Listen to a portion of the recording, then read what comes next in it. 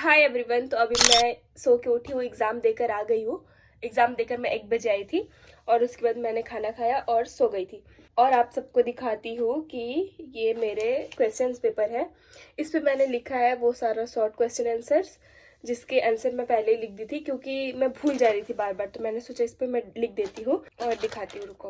और ये पीछे के क्वेश्चन जो मैं याद की थी उसमें से 2-3 फंसा था, ऐसा नहीं है। 10 नंबर के 2 क्वेश्चन थे जिसमें मुझे 3 क्वेश्चन थे और 2 करना था। तो मैंने 2 किया है, बट एक मैं पूरा करी हूँ जो मैं पूरा रट के गई थी, और एक दूसरा है जिसका मैं बस नाम लिख के आई हूँ। अब पता नहीं, 2-3 तो दे ही देंगे भिखारी समझकर। और अब 5 नंबर का था, 5 करना था, तो उसमें से मैंने 2 किया है। और अब मैं बुक, कॉपी, नोट्स, पीडीएफ वगैरह खोल के बैठी हूँ परसों के एग्ज़ाम के लिए। अब उसके लिए पढ़ते हैं। और हाँ, मुझे पता है मैं इंटरेस्टिंग कंटेंट नहीं डाल पा रही हूँ, बट कोई ना, जल्दी कमबैक होगा अपना भी। और पता है आप सबको, मेरी वाइवा हुई थी तो वो हुई थी 30 मार्क्स की, और मेरे पेपर्स है वो 70 मार्क्स के।